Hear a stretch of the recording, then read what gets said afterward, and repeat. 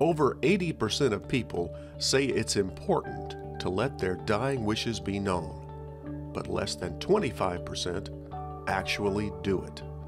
Tonight on The Best Times, we discuss end-of-life issues.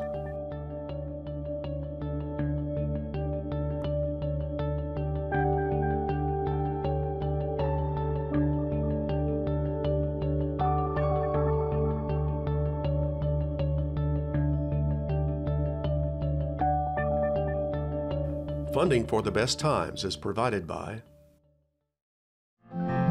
the Plow Foundation, striving to do the greatest good by helping the greatest number of people since 1964. Additional funding is provided by the members of WKNO. Thank you.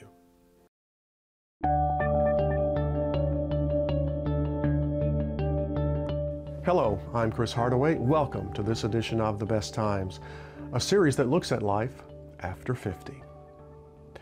The phrase end of life is an uncomfortable one. We don't want to talk about dying, certainly not our own death or the death of a loved one. 60% of people say that making sure their family is not burdened by tough end-of-life decisions is extremely important. Yet 56% of us have not communicated our end-of-life wishes, either verbally or in written form. Tonight on The Best Times, we bring together a panel of 4 experts to discuss what we don't discuss. Dr. Clay Jackson is a clinical assistant professor of psychiatry at UT and medical director of Methodist Alliance Hospice and Palliative Care. Dr. Perry Little is chaplain manager at Methodist Germantown Hospital and pastor of Gateway Church of God in Christ. Dr. Scott Morris is founder and executive director of the Church Health Center. And Talika Perry is director of Methodist Hospice Residence. We begin our discussion talking about the conversation that people are reluctant to have with their loved ones.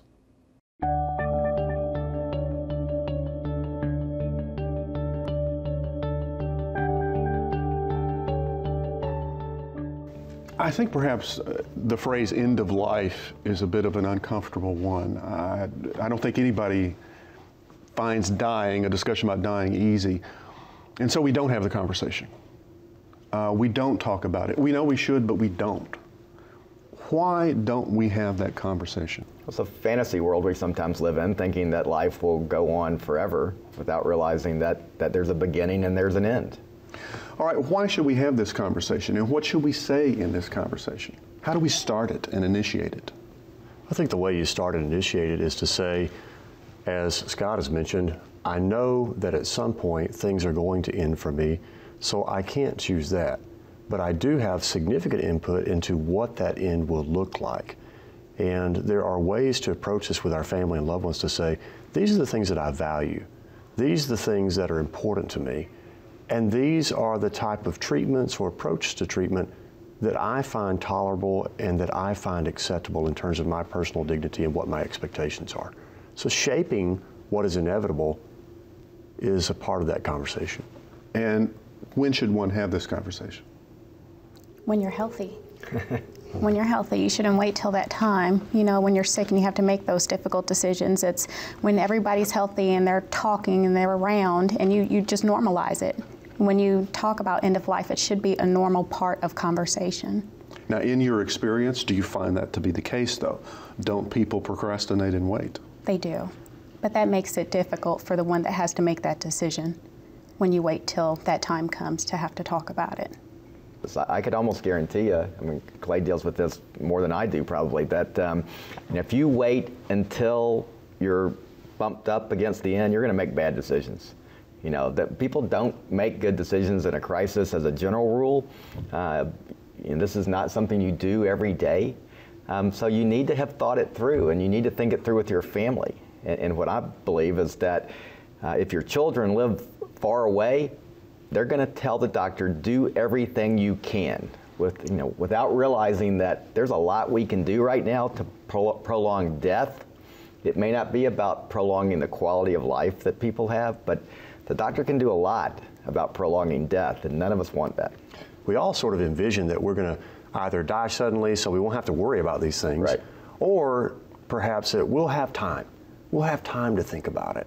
But that's really not the case for the majority of us. And I think that our mental capacities may be diminished in such a way, or our communication capacities may be diminished in a way that we can't communicate with family when we finally see that the end is coming. I'm struck, Chris, by the idea that we talk about financial planning from the time we're 21 years old. We don't wait until retirement to talk about retirement and financial planning. So if money is taboo, but we found a way to talk about that in our culture, I think the way in which we're going to have medical treatment when we're debilitated or we have life-limiting illness, we should move further back in our lives and think about that with families while we're healthy.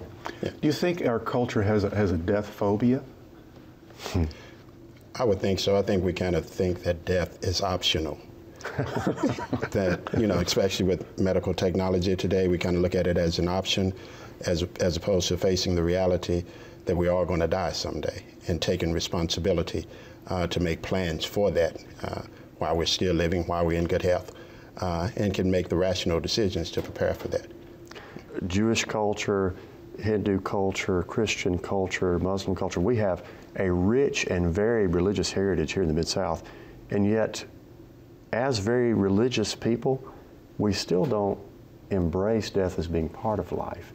We still don't embrace meaning beyond the here and now in a practical way. And do you find it's a challenge for families, even though they are people of belief and practice and worship and faith, that still we act as if this is the only thing and this is what's to be clung to? Right, and I think one of the things is, when you talk about preparing for death, you know, faith is, for most people, this kind of preparation for death, but at the same time, we don't believe we're going to die, so we won't take the necessary actions to kind of put things in place to say that this is what I want done, this is how I want to be treated when I come to those final stages. So the problem I find is that we have come, no matter what your religious point of view, what we believe in is Plato. Because Plato said that your body is the prison house of the soul. And from a spiritual point of view, we are looking to care for the soul, care for our spirit, and the body is actually a bad thing. But from a Christian, Jewish, Muslim standpoint, it is just the opposite. The body's a good thing. And we are dust and breath. We are body and spirit. And if you're not caring for your body, you're not actually being faithful. That's the message that we have figured out a way around. We believe more in Plato and Descartes than we do in Jesus, Paul, Moses, and Buddha. Yeah. I'm curious, since we're talking about the religious, the spiritual aspect, I want to talk about roles. Let's talk about the role that a minister or a chaplain should play in encouraging people to have this conversation and then helping them through it. What's the role that religion and spirituality should play? I think it should be the role of, especially the religious leaders, to those who are over congregations, to educate the congregation and prepare them for the events that will come in the future, definitely as it relates to dying well. One of the things that you'll always find is that when the congregation has not been properly educated, then to some degree that responsibility is going to fall on the minister, because when they call him to the hospital to be with the family, somebody has to make the decision. And so they're looking for pastor to kind of instruct them in the right direction as to what decision should be made. So if he's properly educated them, then they can easily make that decision together. Now, I'm sure as a chaplain, you've run across situations where you've been in exactly those situations. Yes, that we see it all the time, you know, where, you know, sometimes the pastor is even holding on by faith when the medical evidence is saying that, you know, it's not going to happen, and that's not to negate faith. You know, we believe in miracles. It's actually sometimes the pastor who is pushing for keep going. Right. I mean, which is sort of odd, right? The pastor ought to be the one to help us figure out that death is not the enemy. In the church or in the synagogue or the temple, why wait until a minister or clergy is called to the hospital? Why not have it in an elder class, in certainly in a Christian church, a discipleship training program? There would be a great time to have a class on it, and it's so much easier to talk about end of life, palliative care, hospice, when we're talking to 20 or 30 people than if we're looking straight at you saying, okay, Bob, now's the time that we need to talk about your death.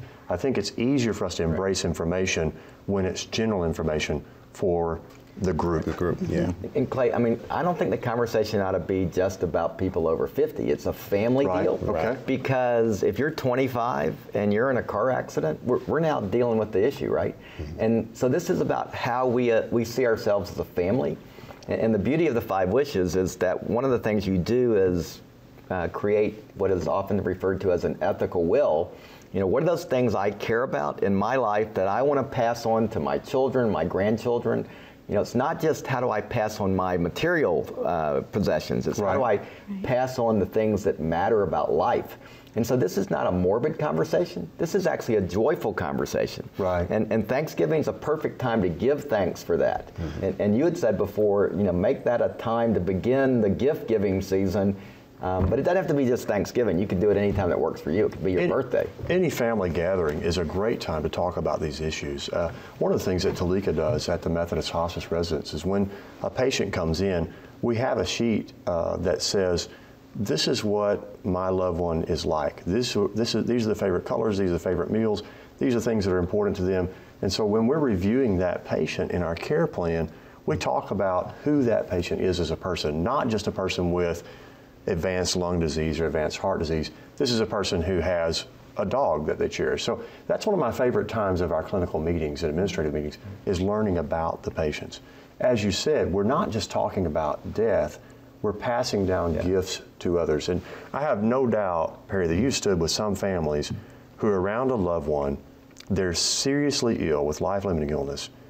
And so here's 2 different families. One family has the information that they need to make their decisions. Mm-hmm. Another family is in complete chaos and shock because they don't know what to do. And they're turning to the pastor, the doctor, the nurse, the cousin from California. They don't know where to turn because they're both facing life-limiting illness in their loved one. They both got that emotional trauma.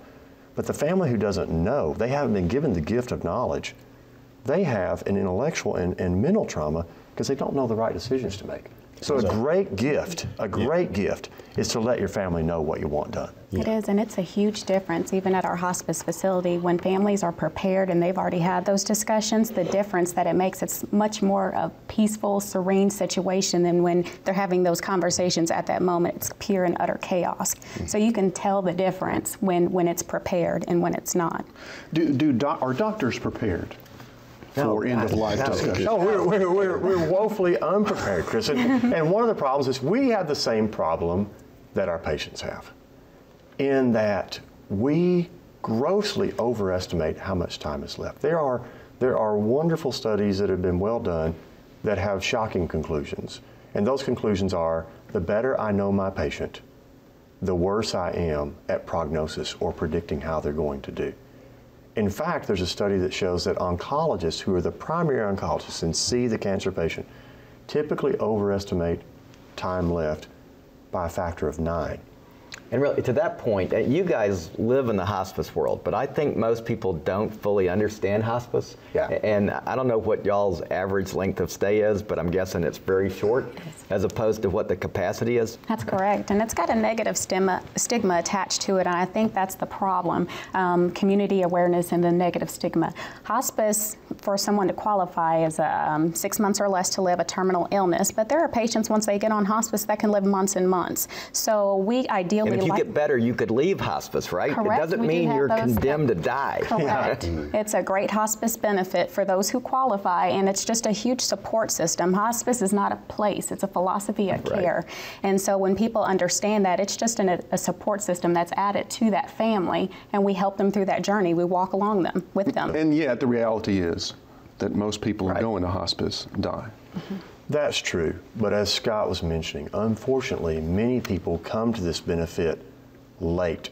There are some who have remarkable medical recoveries, but as you said, Chris, most people do pass from this life, but they miss out on the full benefit they could have because our length of stay, on average, is 11 to 14 days. I know, which is so hello, sad. We're the hospice, hello, we're here to help you, hello, and we can get getting the body under control in 11 days is not a problem. People don't die writhing in agony. They don't die breathless. They don't die in tremendous pain. That doesn't happen. Because in a short period of time, our clinicians can, fortunately, with the technology we have, we can get people's symptoms under control. What we can't do in a short period of time is meet your family and have the significant psychosocial and spiritual impact that we'd love to have to help your family be comfortable with this transition. We need more time to do that. So by families not having conversations until late, by faith congregations and worship congregations not having conversations till late, by doctors and patients not having conversations till late, we cheat ourselves as a culture out of wonderful opportunities that we have to support one another as a community of human beings. And that cheating ourselves out of our culture is really an important thing, because I think, we think that the way it is today is the way it's always been. No. This is a very new phenomena. Absolutely. That people are not used to being engaged in the end of life and death. And that's not a good thing. I mean, our children, they can go until they're 50 years old and never having seen anybody die. That's not a positive. Well, we've institutionalized the treatment of death, and we have sort of, if you will, sanitized it away from our lives. I think you alluded to how people used to live until about 100 years ago. Most families actually, at the time of death, gathered in the home, took care of the deceased loved one's body, took care of the burial as a communal event, and various family members were involved. Now, there are reasons why that we have outsourced, if you will, some of those tasks. We actually put people in, we call them funeral homes. We cast rosy light over the body. We walk up, and institutionally we say things that have been enshrined in our culture, such as, she looks like she's sleeping. And I don't mean to be unkind, but we sort of isolate ourselves from the death experience as a reality, and it becomes an hour visitation. My own personal experience, I was 19 years old, and my mother was in the hospital dying from ovarian cancer. She was only 42 years old. As we all know here, there comes a time oftentimes when people's breathing changes and you know that death is near. I was only 19. When that happened with my mother, they sent me to the movies. And so I finally get a page an hour later, from my father, your mother has died. And that happened over 30 years ago in my life, and today I still remember it and regret the fact that I wasn't at her bedside. I kind of see that in connection, because as Dr. Morris was speaking, I thought about it. My mother passed, the same thing, his mother passed up. And my mother passed on the day before Thanksgiving, 2011. But we had already discussed the 5 wishes and talked about that. So we did all of those things. We had the music in the room. We sat down, talked with her, and just kind of going through that experience of being able to be there and allowing her, to die a pleasant death. I guess it meant all of the world to me, my sisters, brothers, that we were a part of that. She was there in her own house, and we were there with her. Yeah. Terry, I love that that phrase you used, a pleasant death. What I am sure of is that people cannot actually die with dignity. Death takes away your dignity.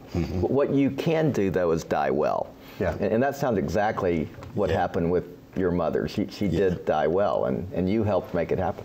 What is the difference between hospice and palliative care?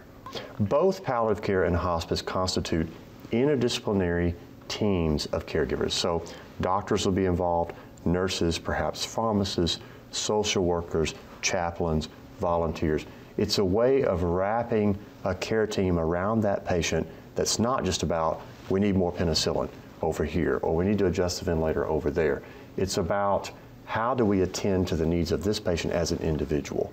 And how do we start from their story and their approach to meaning in life, and then design a care plan around those circumstances, those values, and those wishes, not how do we fit them into this medical protocol to gain 3 extra days of mortality that's actually not living. So hospice is palliative care, but palliative care is not necessarily hospice. Correct. Palliative care, you can still seek curative treatments, and that's the biggest difference. With hospice, you're foregoing the aggressive type treatments, the chemos, the radiations. That's when you just want to focus on quality of life and not necessarily quantity. I think there's a good distinction here that Talika makes, and in the cancer world, we talk about cancer-directed treatment versus patient-directed treatment.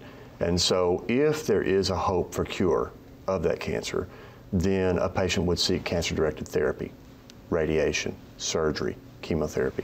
In the hospice world, we would say, okay, we're not going to focus on treating the cancer, we're going to treat you. And so we might give pain medication, we might give medication for breathing, nausea, different problems that the cancer might cause in the body, but we don't try to eradicate the cancer. So what doesn't belong in hospice? Now, we do blood transfusions in hospice, we may even do radiotherapy, we may do all types of different treatments that are directed to make the patient feel more comfortable. But what's not a part of hospice is trying to fix the core illness and cure the core illness. If it happens, it's wonderful, but it's not expected in a hospice setting. All right, we've talked about all the decision making, but eventually you've got to put it down on paper. So let's talk a little bit about the advance directives. And I know that you like the 5 wishes. Tell me about the 5 wishes. What is that document? What kind of questions does it ask? How do you go about filling it out? Well, basically, what the 5 wishes does is allows the individual to select somebody who will be the primary caregiver if they're unable to take care of themselves, make the decisions for them, say how they want to be treated. It also allows you to put in writing what it is that I want done prior to getting to a point where I can't speak for myself. Okay. And also allows you to say, these are the things that I want done. Here's how comfortable I want to be. I want to make sure that if I'm running a fever, cool towels put on my head, or I'm bathed every day, those kind of things that you can't do for yourself anymore, but you have it as one of your wishes that you want this to be done. And even to the extent of saying what I want my family members to know, that I love them, that I care about them, that I forgive them of everything that they've done that may have been wrong, and those kind of things that you put in writing, and how powerful that is for your loved ones to hear it, seeing you or after you have gone on, to know that these are the things that you wrote and these are the things that you requested prior to getting to that state of dying. There's another document called a physician's order for scope of treatment, or a POST form, and that is a Tennessee endorsed form that lets your care team know exactly what you want. So make sure that you've done some sort of advance directive. The 5 wishes is an excellent example. It doesn't require a lawyer. It doesn't require a notary. It's not, you don't have to get a legal expense. You don't have to go to LegalZoom or some other website to do this. Right. It's easily done. Yeah, this is why we at the Church Health Center love this, because it costs $2 and that's it. $2. You don't have to pay a lawyer, and it is a legal document in the state of Tennessee. It's recognized by the state of Tennessee as being authoritative regarding your wishes. Mm-hmm. But that's a legal sense. Chris, I can't emphasize this enough. You have to communicate with the care team. Hey, this is what we want. Does the care team ask that question? We're supposed to.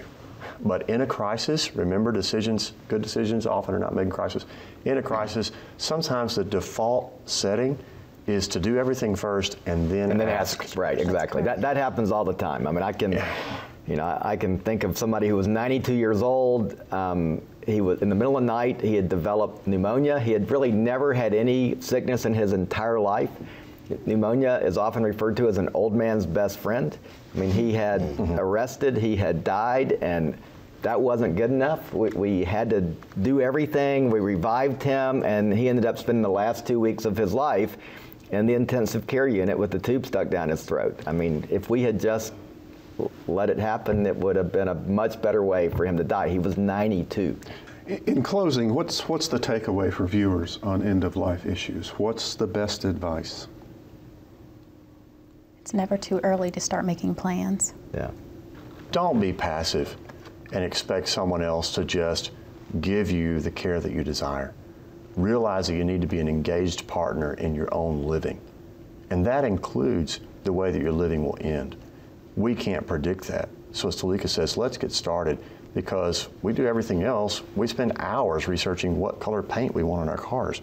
Why not choose what legacy my family's going to have by talking to them about what I wish near the end of my life? And I would say that we have to face the existential reality that we're going to die. And facing that reality, then we have to prepare for it, take responsibility to prepare for death just as we prepare to live. We take out life insurance, so in like manner, we should do our advanced care planning ahead of time. Heidegger said that it is that end point of acknowledging death that actually gives life its meaning. Mm-hmm. And so I don't know if you agree with Heidegger as an existential philosopher or not, What I do know is when I see families and patients engaging real issues, it doesn't splinter them.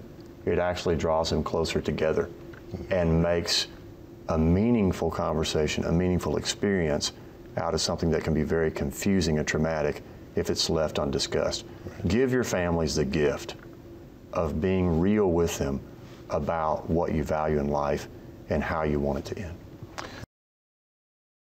For more help starting this conversation with your loved ones, go online to The Conversation Project. To obtain a copy of 5 Wishes, go to agingwithdignity.org. And to download state-approved advance directive forms, go to caringinfo.org. Funding for The Best Times is provided by